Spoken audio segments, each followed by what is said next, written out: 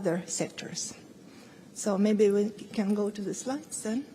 Thank you. So that's exactly what I was trying to summarize. The report will show you that it was warmest decade and the glaciers we are losing glaciers and ice sheets at an unprecedented rate.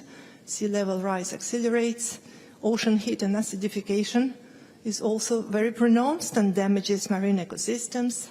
Extreme weather undermines sustainable development. And we have added here also ozone layer, which is on track to recovery. It's a not traditional parameter in our reports, but we wanted to make this point here because of the clear success of the Vienna Convention and Montreal Protocol on the protection of ozone layer. Being concluded 38 years ago, it took 38 years to start seeing the signs of recovery. So we have seen the signs, and we want to say that multilateral processes can make very positive effect if they are taken seriously and implemented consistently. Next, please. Right, so temperatures. It's been the warmest decade on record, both for land and ocean. Many more countries reported record high temperature as in the previous decade. We essentially have seen so many signals from the countries and the continuous increased record heat mostly in all the continents. Each decade since 1990 was warmer than the previous one, and we see no sign of slowing down of this trend. This decade, and it was also assessed by the IPCC in the 6th assessment report, this decade global mean surface average mean temperature was 1.1 degrees Celsius, above the reference period 1850-1900. And 6 years of this decade, starting with 2015, have been warmest on record, and this trend continues in the current decade, as you know. And number one warmest champion, in the good and bad sense, was 2016, because it was very strong El Nino phenomenon at that time, but we are expecting that 2023 would beat this record. Next, please. Greenhouse gases, we consistently report on the concentration of the greenhouse gas in the atmosphere since many years already, and this is one of the key climate indicators. In this report, we would highlight that concentration of the key three major greenhouse gases, carbon dioxide, nitrous oxide, and methane, continue to grow. However, the alarming trend here is that the rate of the growth of methane almost doubled during this decade. The scientists do not have a clear answer to this phenomenon yet. As far as we have it, we will report, but today we are not ready to say why exactly this is happening. There are many hypotheses, but this continues to be the case even now. Next, please. Okay. The ocean, as we know, stores 90% of the accumulated heat in the Earth system, but ocean also absorbs around 25% of CO2. So it's very important to understand the health of the ocean, climate-wise, if you will. Here we would say that ocean warmed at the increasing rate and became more acidic.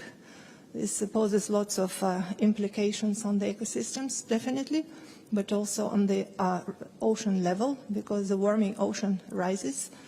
At any given year in this decade, approximately 60%, majority of the surface of the world ocean, experienced the heat wave, marine heat wave. That's a new term we started using during that decade. Global mean sea level rise is accelerating, and actually it almost doubled from the period from the beginning of observations. In this decade, sea level rose 4.5 millimeters per year, and this largely because of the ocean warming and also land ice mass loss, which was also speeding up. And right, so that's I will Okay, the next. Thank you. And this is a big point of concern in this current report. The state of crisis here is very alarming. The profound transformation in polar regions and the high mountains is happening as we see it. The measured glaciers around the world thinned by about 1 meter per year on average during these 10 years. The worsening loss is unprecedented in the observed period.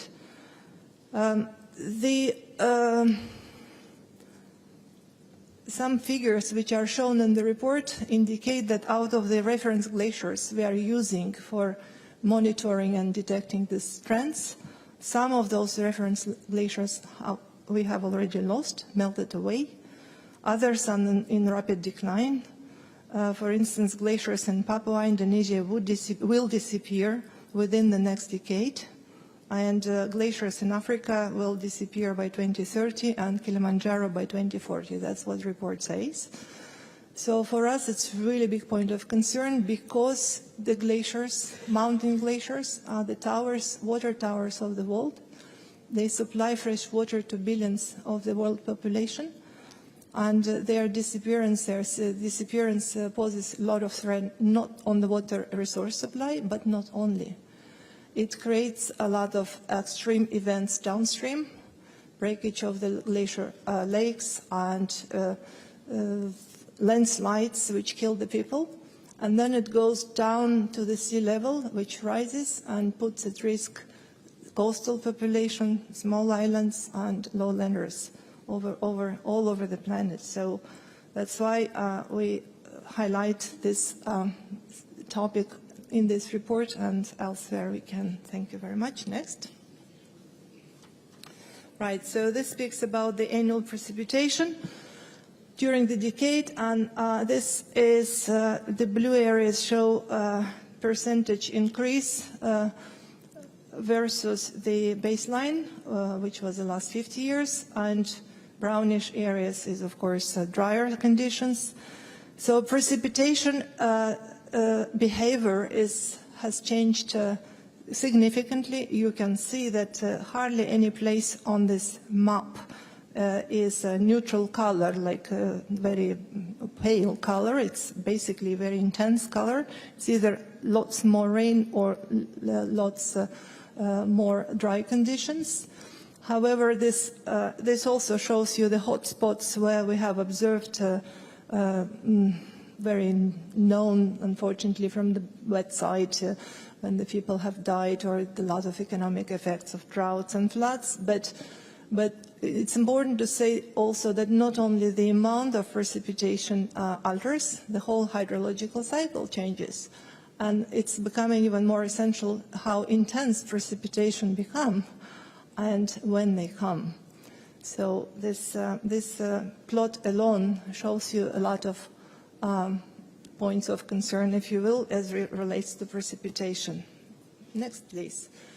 And going to extreme events and disasters overall, I would just like to emphasize that WMO is really very thrilled and I'm really very satisfied that early warning for all is now taking such a prominence in the COP process. We're talking about this, like it's the bread and butter of every meteorologist and DNA of our organization to save lives.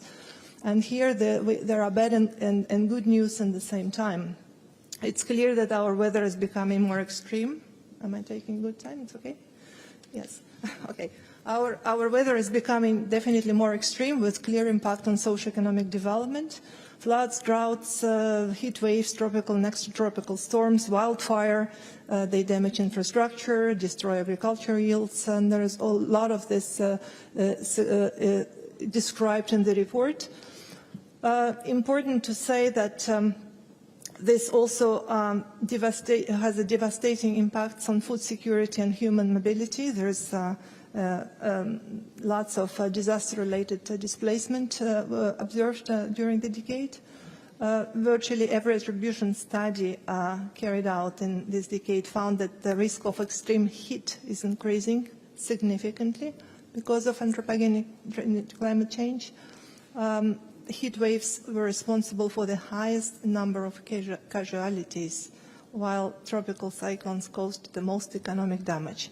So we have the good news is that this is the first decade since 1950 with no single event where we have lost 10,000 or more lives. However, losing even 1,000 or more is already 1,000 or more too many.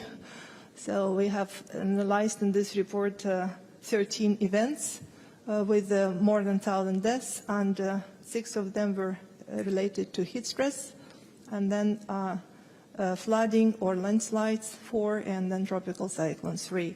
But the economic loss, especially caused by the wildfires or tropical storms, is tremendous. Next, please. So, as I mentioned, as I mentioned in the intro, for us it's essential to see the changing climate and climate parameters very closely in the context of all SDGs, and especially those which are looking after sectors like health and agriculture, food security, water security, and so on. But this time first we partnered with the national statistical offices and with some UN agencies, with sister agencies, to try to produce more quantitative assessment of how climate impacts in SDGs. And the report highlights especially pronounced impacts on SDG 1, poverty, on SDG 2, zero hunger, on 7, clean energy, and 11, cities. But like I said, for us, the water and other SDGs are similarly important. Next. It's not a finance report, but WMO is becoming more and more enabler of climate finance. For us, the important is not just how much finance flows, but where and how it is used. So we are very pleased that science contribution to finance is heard and recognized and helps. But this decade, the public and private climate finance almost doubled. But it also says that to really reach our objectives, the climate investment need to increase 5-fold annually to avoid the worst impacts of climate change. And I would also add, it also needs to become more effective, more complementary, and more sustainable. So the investment, the results, outcomes of investment would remain for a longer time. Next. Right.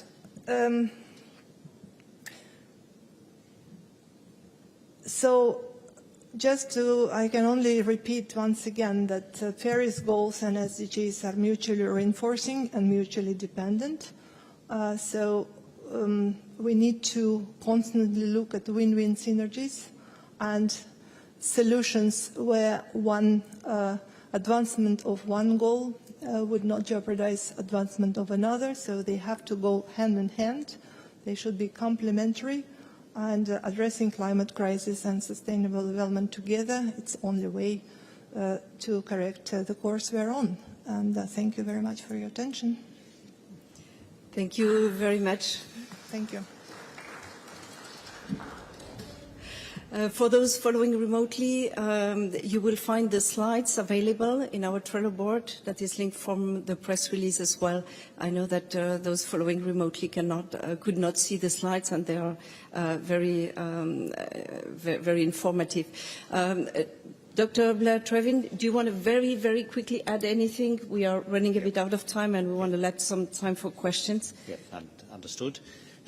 Yes, I think my colleague has given a very good overview of the report. One point I would make is when we look at extreme events, many of the most significant impacts of climate change come through extreme events, and the pattern we see quite consistently is that many of the most extreme impacts come from events which are well outside the range of what a region has experienced previously.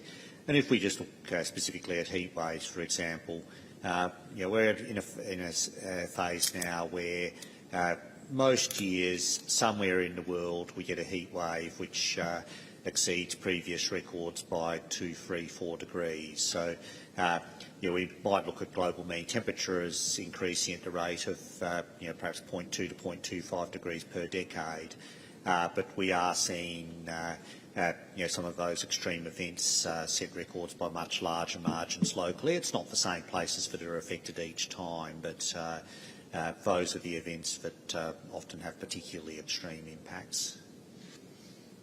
Thank you very much. And now we will open the floor to questions. Please stand up, raise your hand, stand up, tell your names. We'll hand over a microphone. Yes, please.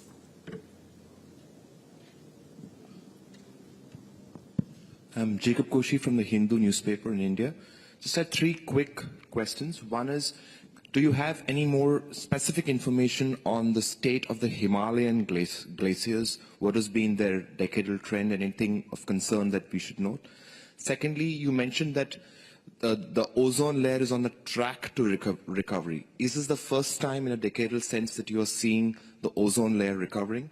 And finally, is it the first time that the WMO report is mentioning climate finance and commenting on it? Thank you.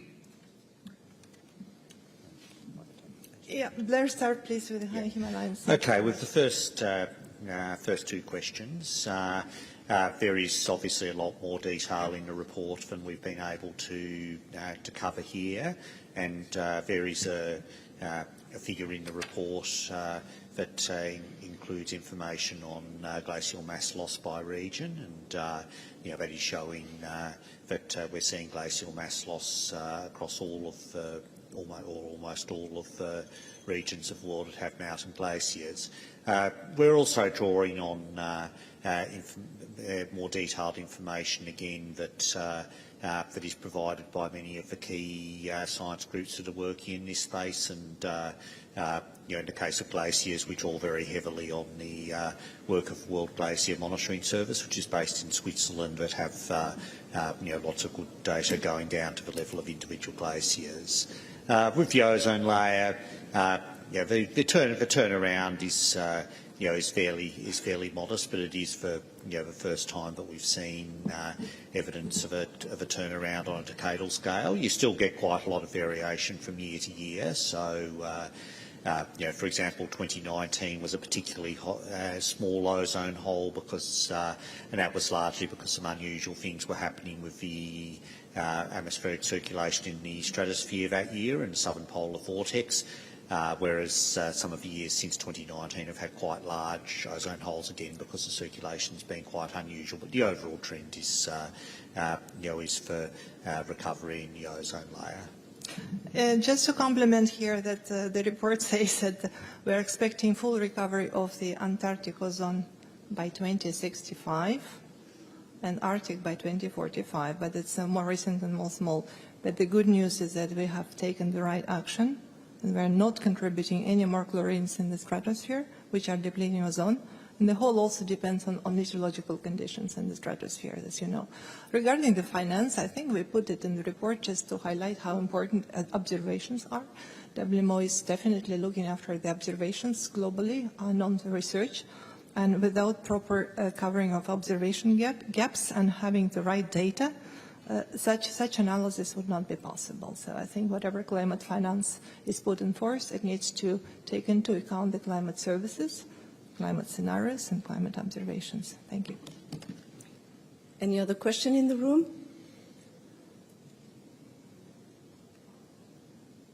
Apparently not. Thank you very much. So please note that WMO will hold a side event in the WMO Mary IPCC Pavilion this afternoon at 1:45. It will be an opportunity also to share with all our experts, including Blair Tarwin will be there as well. So thank you very much. The press conference is coming to an end now. Thank you for attending, and have a good afternoon. Goodbye. Thanks. Thank you.